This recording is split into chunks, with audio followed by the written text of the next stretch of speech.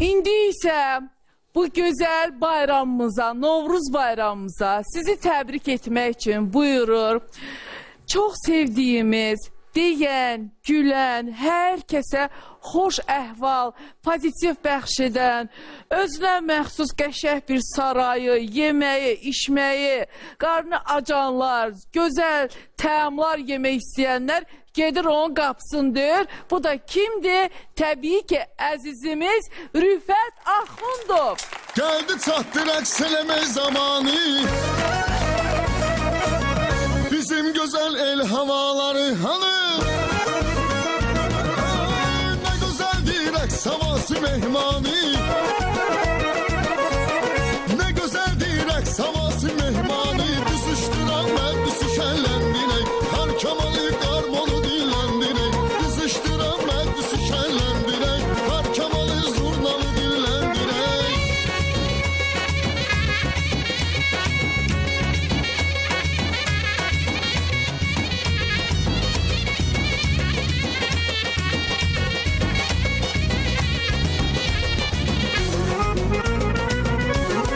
Oynamalı bacarmıram söyleme, oynamalı bacarmıram söyleme.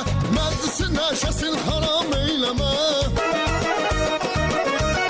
Sıra geldi çattı yanı Kerem'e. Ay sıra geldi çattı yanı Kerem'e. Kızıştıran meclisi şenlendirek. El askerin sazını dinlendirek. Kızıştıran.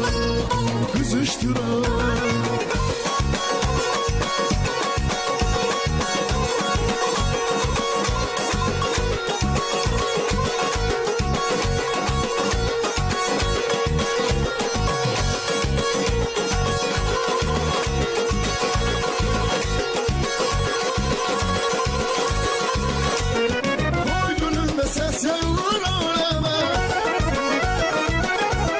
Düşer günde gelin düşmeye geme. Ay çalan da el havası terekeme.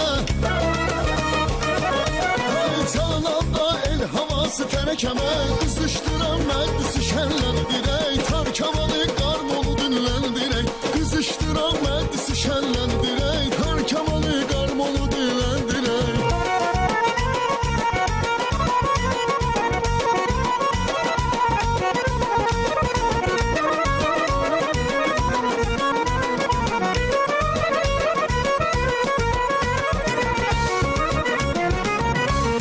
Cengi Han çobanı inlamı yallı.